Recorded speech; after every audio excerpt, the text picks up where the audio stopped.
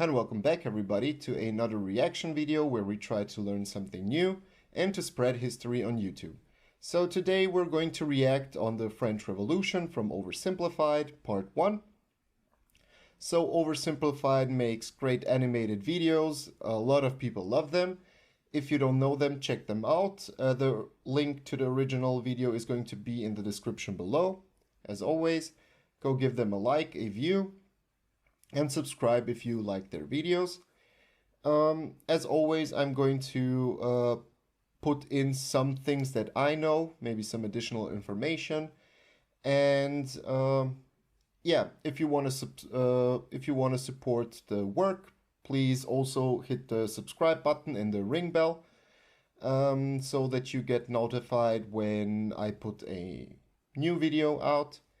So yeah, let's just jump in. And also, if you want me to react to a video or something, please let me know in the comment section below, because that's where I get most of the reaction videos from. So okay, let's just jump in into the video.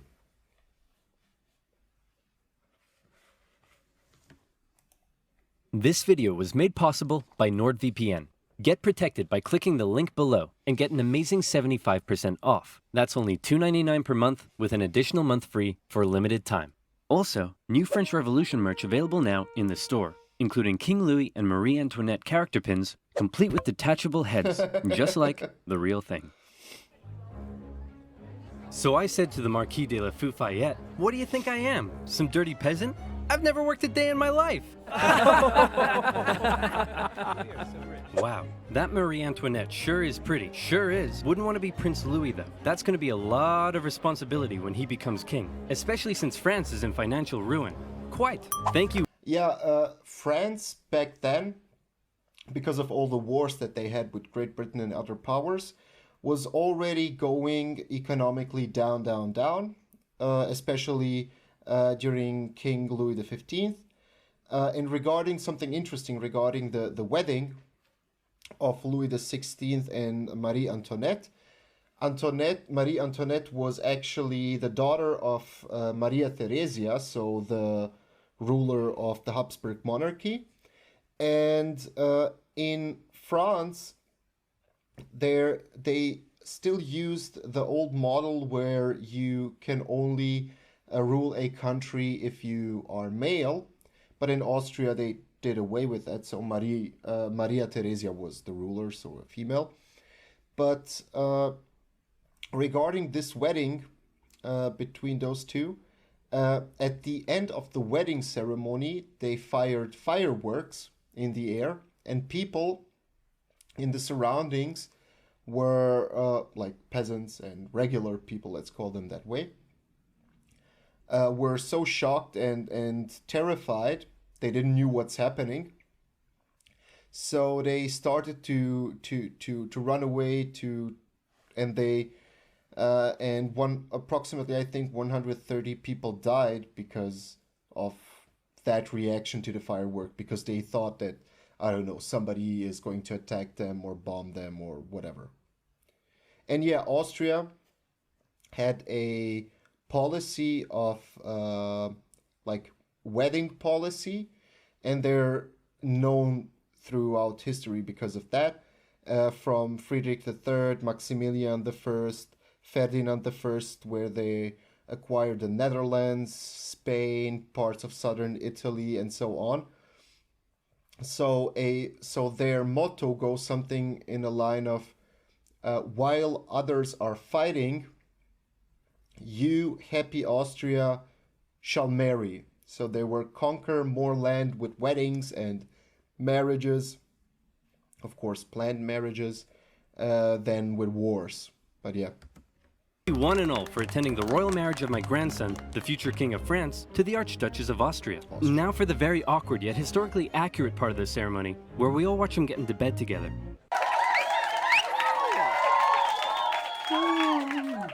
All right, now that's out of the way, let's leave the royal couple to it. You better give us an heir, you fat, ill-bred boy. Nighty-night. That's gonna be a lot of responsibility. France is in financial ruin. You fat, ill-bred No. boy. No. Quite. That's going to be a lot of responsibility. France is in financial ruin. You fat, ill-bred boy. That's going to be a lot of responsibility.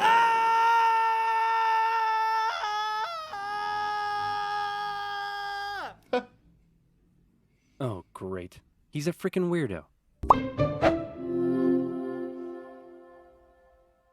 France, the most prosperous, cultured, and beautiful nation in the world, as it had been for centuries. An exquisite social culture, with the king and the upper classes throwing crazy parties every night, enjoying high living and fine dining. Who cares that they were only able to do so off the backs of the hard-working, starving poor? What are they gonna do? Revolt? They're only 80% of the population. No. Life. Weren't there more? As far as I know, they were like 59 or something like that. In France 95, sorry, 95. is great. What's that, France? You want to go to war with Britain and increase your power? Go for it, little buddy. You do you. And you lost. Now you're in severe financial debt. We have no money. What do? Should we stop partying? Heck no. Party harder. That's okay. The peasantry will pick up the slack. They were created by God to do all the work, and you were created to reap all the benefits and party hard. That's just how society works, and we've all just accepted it for centuries. Yeah, as you can see, like the social hierarchy back then was the first estate was the clergy, so priests, bishops, and church people. The second estate was the nobility, so people of royal descent, and the third estate was everybody else. And as you can see, most of the people were actually in the third estate, but they're probably going, they already mentioned taxes, they're going to probably mention that those two estates, the first and the second, paid very little in taxes and gained all the benefits from it, like you saw, partying and whatever. And the third estate paid actually most of the taxes. Some were really ridiculous, and they came every time with new taxes and new ways to tax them. And that's actually one of the main things why the revolution actually started, because they paid so much in taxes that they didn't have money to buy themselves food and essential things. And the also interesting thing, although the first and the second estate were like, I don't know, 5 until 10% of the population, they held all or almost all the power inside of the state, which also didn't benefit the third estate, but yeah. Why? Why what? Why do the nobility get to be all rich and stuff? Just because they were born into it? And the rest of us schmucks just have to accept that? Hell, why do we even need a king? Who decided that? It all just seems very unfair and unequal, and I, for one, am starting to question it. Wow, that's very enlightened of you. And so began the Age of Enlightenment. Great Yeah, the interesting thing with pubs and coffee places, a lot of historians are in agreement that a lot of the things, like the Enlightenment, some ideas that we take for granted today, actually started in local pubs, coffee houses, and so on, where people would gather after work or before work or even during work and to chill and to discuss different ideas. So they would go on a beer, on a coffee, sit down, and then complain about different things like we do today. And then they would come up with new ideas by just talking with other people and seeing that other people have the same either financial or other problems like them, and then they would try to come to solutions. But yeah. Philosophical thinkers across France and beyond began to question whether this beautiful nation was really all that beautiful after all. Hey, Prince Louis, bad news. Your grandpa died of smallpox this morning, which means good news, you're now the king. So just to sum up, France is in severe financial debt, and the angry populace are beginning to question how necessary you are. But hey, I believe in you, champ. You got this. Maybe. Maybe. Oh no! Prince Louis Capet became King Louis XVI in May 1774. And yeah, regarding the princes of France, they were called, or they had the title of Dolphin. So every time, like, if you had, like, I don't know, let's say 5 brothers, but you had the title of Dolphin, that means that you're going to be the heir. So you're actually above your brothers and cousins and whatever. And that title was actually bought from the Austrians, because the Austrians used the dolphin symbol. But the French eventually, I think it was the 15th century or something like that. I'm not sure. But the French bought the dolphin symbol and they adopted it in their monarchical structure. 4. He was a notoriously weak man, and he knew it. He barely had the wisdom to rule a nation, never mind one in crisis, and he was easily manipulated by those around him. One of his first acts was to try to get revenge on the British by financing their American colony's revolution. Which the we're an independent Americans nation never now. repaid. That was real swell of you, Louis. Couldn't have done it without you. Glad I could help. So hey, about all that money we lent you, when can we get that back? Yep, you're a great guy. I'll never forget what you've done for us. Real glad I could help, friend, but about that money, gotta go now, chum. Best of luck to you. Oh, no. And now, friends... Yeah, I mean, although the French never, or although the Americans never repaid that money that they lent for the war efforts, they had actually a good relationship with the French, and it was actually known during the American Civil War that Republicans actually were in favor of the French. So, like they call them French lovers. Was in even more debt. France's poor, suffering under the strain of economic ruin, watched as the nobility continued to live as though nothing was wrong. In particular, they grew increasingly disdainful of the queen, Marie Antoinette, as she continued to spend all of France's money on her own luxurious lifestyle and fashion. While the peasants were breaking their backs in the fields, she was walking around like, hey, my hair is about. I'm not making that up. Her hair really was about. And her lavish spending earned... Marie Antoinette, so you need to keep in mind that she was of royal descent, so she was directly the daughter of Maria Theresia, and she was always inside of palaces, either in Austria or in France, so she was way out of touch, like almost every nobleman, with the peasants, with the common citizen. And she would use all the money gathered by taxes to finance, as you saw, like crazy hair and stupid things. And she actually became one of the symbols, like, for the things that are rotten inside of France. So she personified everything that the everyday people hated on that society. But yeah. Earned her the nickname Madame Deficit. And speaking of the queen, there was also a long-standing scandal around the fact that the king took a very long time to boink her, and the working classes of Paris began ridiculing the royal couple with lewd pamphlets depicting the queen as a court thought, and the king as a wuss, unable to fulfill his marital duty. Respect for the monarchy was at an all-time low, as France's finances were spiraling out of control, and the king and his aides really only had one solution to the crisis. Tax the poor. Tax the poor. Course. We could do a sexy calendar shoot. Tax the poor. And so it was. The poor, who were already struggling to make ends meet, found themselves being taxed from every direction. Hey, I'm the royal tax collector. Looks like you've yet to pay your income tax, head tax. By the way, how many windows you got in that house of yours? 3? Oof. Ooh, yeah. Regarding windows, that's actually a quite interesting thing. If you go through Europe, through the countryside, so the villages and so on, there was a so-called window tax and when you go through the villages today, even today, like the old houses that are still standing, you can see how they are going in length. So it's not like so they would pay a tax for every window that was looking on the street.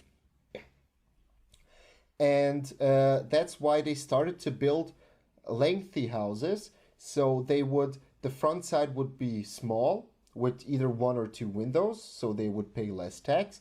And then the house would go in the length to the back, and most of the windows would look at the backyard or at in their garden and so on.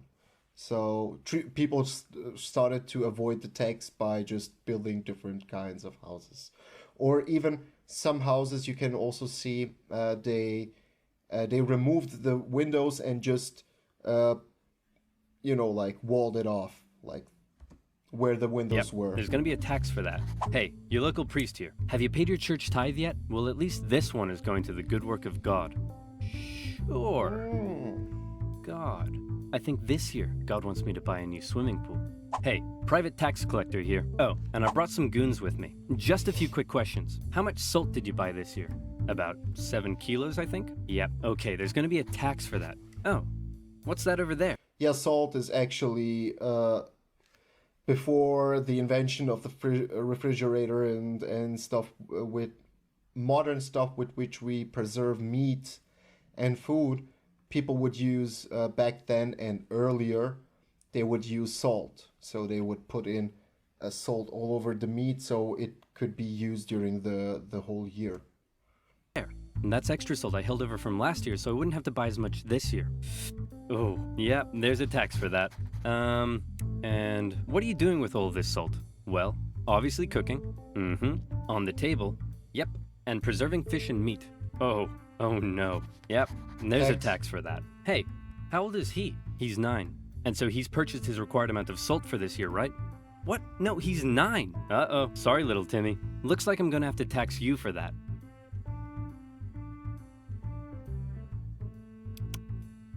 Yep. Salty. There's going to be a tax for that. And that's not all. A huge portion of the peasants' harvest had to be given up. And there was also the labor tax, where peasants were required to work a certain number of days for their local lord without pay. So yeah, feudalism. Obviously, people weren't too happy with these taxation policies, and the aggressive nature of these private tax farmers sometimes even escalated to violence. In particular, though, the people really hated how inconsistent the taxation rules were across the nation, and also the fact that the first 2 estates often had to pay very little, if any, tax at all. Yep. And so, the anger continued to grow. France had a population that was just about ready to explode. What could push them over the edge? How about a touch of natural disaster? A series of harsh summers and winters left the peasants' harvests in ruin, meaning they had no food or money, and the cost of bread skyrocketed. Of course. So yeah, if you take into account that period and also the periods before, like 90% of the people, their main income was agriculture. So if you had one bad weather or one bad season or whatever, you could end up with no money for the whole year. Of course, the upper classes had massive stocks of grain and wheat, so they were virtually untouched by this new crisis. But now the poor really were starving, and they began to riot. Women took to the streets, bakeries were raided, and bakers suspected of keeping bread for themselves were sometimes even hanged. Wow, this is really getting out of control. Your Majesty, we need some decisive action. You need to step up and lead us. What will you do? Party. Okay, I've got this. I know. I'll summon the Estates General, and they'll decide what to do. You really are a fat, ill-bred boy. The Estates General was the closest thing France had to a government, apart from the king. It was a purely advisory body and was rarely summoned. In fact, it hadn't been summoned for 175 years prior to this. But with France in a severe crisis... Yeah, but if they go into depth with assembly, their estate general, they are going to probably mention how it wasn't democratic. Like the third estate, as you saw, you had 3 estates, but they weren't given their votes proportionately. So the third estate had actually only 1 vote, the nobility had 1 vote, and the clergy had 1 vote. So the 2 first estates could simply overrule anything that the third estate wanted. So, let's see. The king felt the time was right to call on the government to help. The Estates General was made up of representatives from the 3 estates, that is, the clergy, the nobility, and everybody else. Okay, thanks for coming, everyone. The first order of business is regarding the clergy and nobility. You all get brand new Porsches. You get a Porsche, and you get a Porsche, and you get a Porsche. Everybody gets a Porsche. And now into the second order of business. France is completely out of money. Like, it's never been this bad before. Anyone got any ideas? How about we all get Lamborghinis next time? The king decided that in order to make a decision, they had to come up with a voting system. Okay, the clergy. You have a population of 130,000, so you'll get 1 vote. The nobility. You have a population of 350,000, so you'll also get 1 vote. And the third estate. You have a population of 27 million people and make up 98% of the population. Very impressive. You'll get 1 vote. The third estate were obviously... Yeah, as you saw, like 27 million people got 1 vote. And what, 130 plus, how much was it? 350. So approximately 500,000 people got 2 votes. Pretty unhappy with this system, And of course because they kept were on unhappy finding that with this that. would happen. We propose to raise taxes on the third estate. All in favor? All opposed? 2 to 1. Taxes will be raised on the third estate. We propose a motion that says the first 2 estates are a bunch of poo-poo heads. All in favor? All opposed? 2 to 1. It's official. We are not poo-poo heads. The third estate realized that any attempt at reform would be outvoted by the 2 upper estates, and they thought that was kind of lame. So they decided that since they were 98% of the population, they could go off to form their own government, make their own laws, and take over the running of the country. And so, the National Assembly was born. The third estate was now in control, and there was nothing the king could do to stop. Haha! I've locked you all out of your building. What are you gonna do about it? We'll probably go find a different building that isn't locked.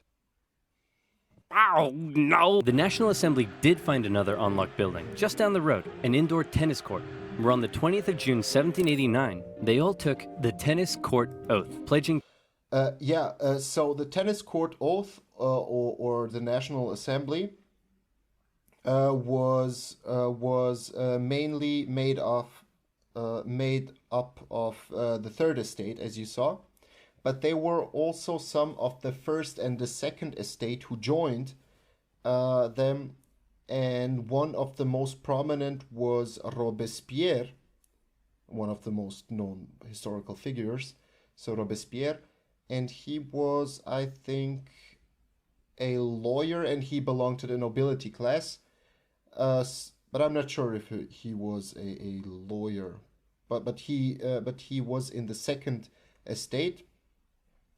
So some of the first and second estate joined them because they wanted to support their cause. To continue meeting until the king finally gave in to their demands for more equality and economic reform. This new National Assembly included many of the most educated members of the Third Estate, including 2 young lawyers by the names of Maximilien Robespierre and Georges Danton. Some members of the first 2 estates even joined their cause. Some of these men formed a radical new political party called the Robespierre wasn't in the second, so he was in the third. Jacobin Club, and quickly became leading figures, while many members of the Third Estate simply wanted more equality. Jacobins rule, no girls allowed. It's to be radical. Regarding the French Revolution, the same thing happened with the American Revolution, where almost all the rights and all the privileges they wanted to reserve only for men. So the women in the Third Estate, or women in general, they didn't want them to have also political power and influence. So yeah, that's a little bit, but yeah.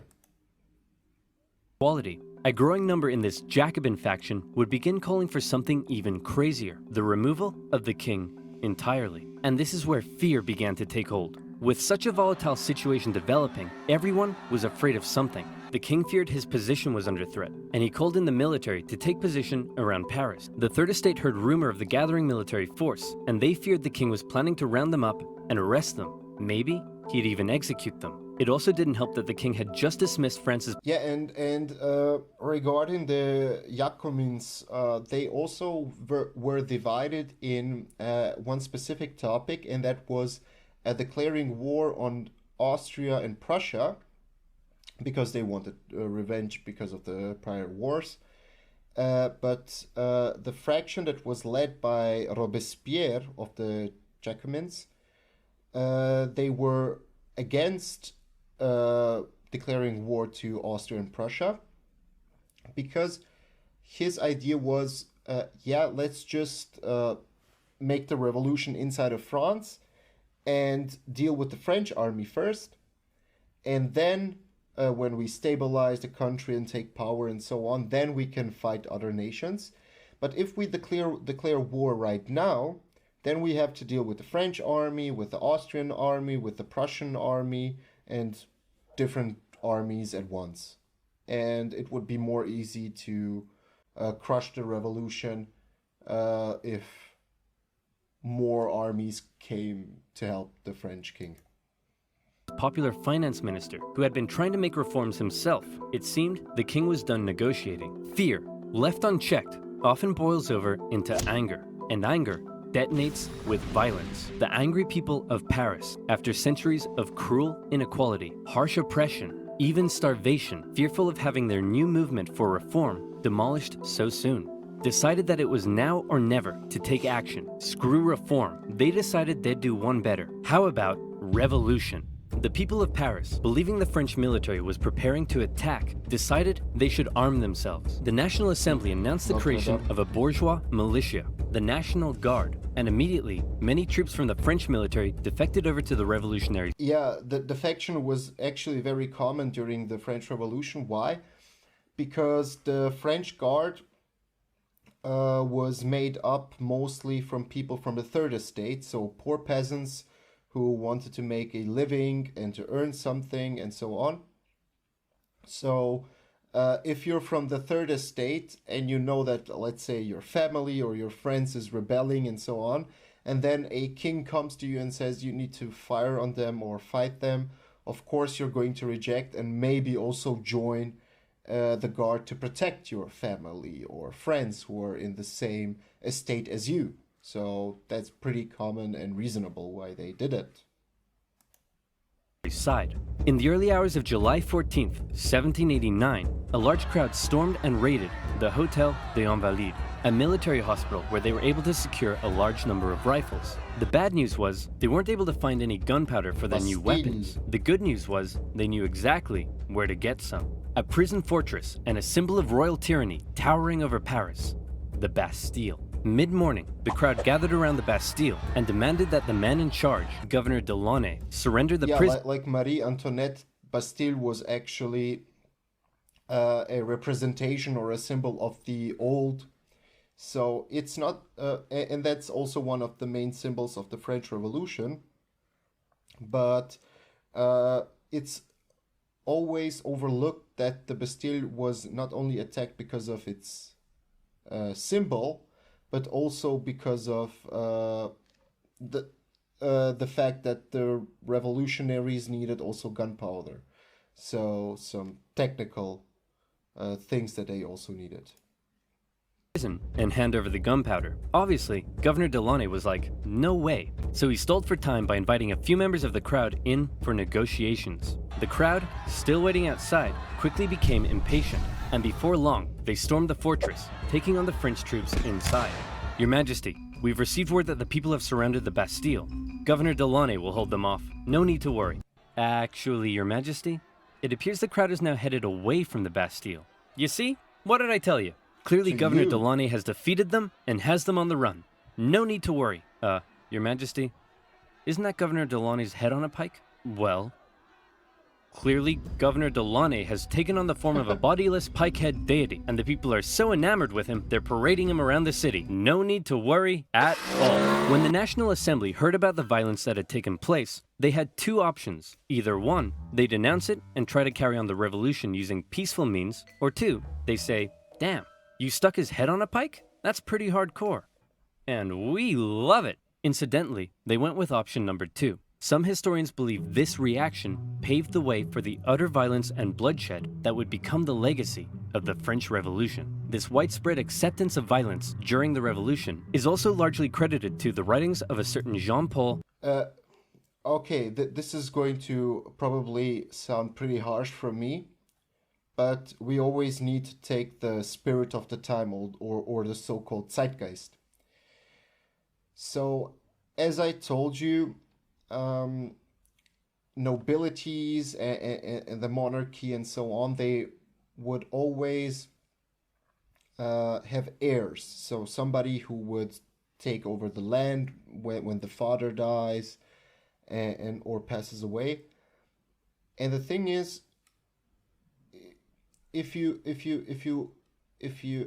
they decided not to be that radical to the nobility and to the monarchy, then the king would go either into exile, or his, okay, he didn't have kids, but some family member would go into exile, and then they would fight from the outside and try to gain power all the time and to restore the old order. So it's, although it sounds cruel, but it's kind of logical that people would think that way back then to the nobility and to the monarchs. Marat, a man of science with a horrible skin condition that kept him confined to a bathtub, he began writing a radical newspaper he affectionately named The Friend of the People. Citizens of France, be very afraid. Given the chance, the king and the nobility won't hesitate to massacre us all. The solution is simple. Execute them. Kill every last one of them. Cut off 1,000 heads, and if that's not enough, cut off 1,000 more. Oh, hey, Mr. Squeaky. What are you doing down there? You're so cute. Aw, I love you too, Mr. Squeaky. Mwah. Now, where was I? Oh, yeah. Kill them all. It became one of the most popular publications in Paris during the Revolution and succeeded in spreading ever-increasing fear and anger among the people. In August, leaders of the National Assembly, with help from a certain Thomas Jefferson, adopted the Declaration of the Rights of Man and of Thomas Jefferson, didn't know that. Nice. the citizen, an incredible document that guaranteed liberty and equal rights to all men. And when I say men, I mean men. Yep. Despite its glaring shortcomings in gender equality, the massively influential declaration would go on to inspire the struggle for liberty and equality across the planet for centuries. However, back in France, the vast majority of the people weren't really so concerned with enlightened ideas of equality as much as they were concerned with the fact that they were still starving. Bread was still expensive as hell and hard to... Yeah, the thing, you always need to... Let's make it like a personal thing. Try to imagine this. You're starving and you're thirsty, so you don't have food, water, whatever. And then somebody comes along with, I don't know, some ideas, philosophical ideas to you and so on. So you cannot concentrate on those things because you need to fulfill the first things to even survive through the day. So food, water, shelter, and so on. And if those needs are secured, and the need for security and so on, then you can think of the higher ideas, philosophy, and so on. come by. The people felt that one reason nothing had been done yet about the crisis was because the king simply couldn't see the problem. He lived in Versailles, a full 20 kilometers southwest of Paris, and as a result, lived in comfort, separated from his dirty, stinking subjects. On October 5th, a crowd of women, 7,000 strong, decided they'd do something unprecedented. They decided they'd remove that separation and confront the king directly. The women marched all the way to the king's palace in Versailles. Along the way, the crowd continued to grow into the tens of thousands, and when they arrived, they demanded an audience with the king. What are those things outside the palace? They're poor people, Your Majesty. That's poor people? They say they're hungry. Hungry? Then let them eat cake. Wow. See, yeah, she's famous. I'm not sure if she actually said it or not, but it's said that she said to an angry mob, if you don't have bread to eat, just eat cake. And that shows how out of touch Marie Antoinette actually was with the problems of the general public. And also, a lot of historians are in agreement that she actually furthered Louis, or that she was so out of touch with the general public that sometimes when Louis wanted to make improvements, she said just like, no, they're just overreacting, don't bother with them, and so on. So she was actually very influential on Louis. But The exact BS that led to this whole mess in the first place. You're so out of touch. They're writhing around in the filth, breaking their back to barely scrape by, and they come to you demanding just the basic ability to feed themselves, and you think a slice of cake will sort them out? Well, then let them eat Taco Bell Crunchwrap Supreme. Wow. They're not that desperate. Members of the crowd actually managed to break into the palace with the intention of killing the queen, who narrowly escaped through a secret passage in her bedroom. The enraged mob killed several members of the secret doors in houses were pretty common back then because of those things and because of robbers and thieves. So people would just go into those secret places either to escape or just to wait out until everything is cleared out. The royal guard and raise their heads on pikes, which, if you haven't noticed yet, is something they were quite fond of doing. The king had no choice but to come out and talk to the crowd. He agreed to accept his new position, sharing power with the revolutionary government, and to return to Paris with the crowd, removing the separation between king and subject. King Louis had a problem with people constantly raiding his palace, but one thing he didn't have a problem with was people raiding his computer, because he used NordVPN.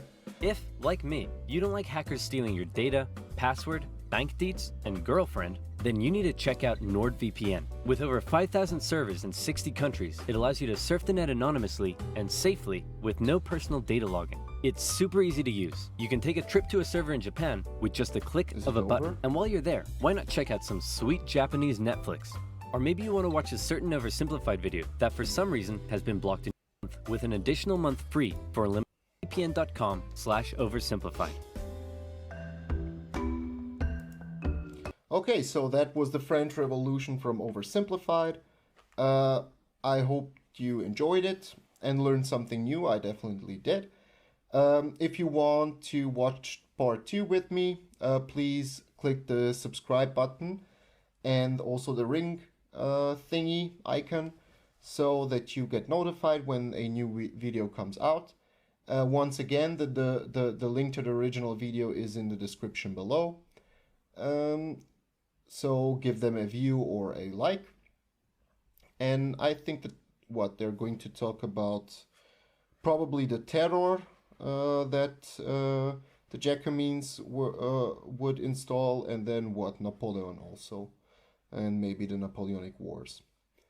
So yeah, once again, thank you for watching and see ya.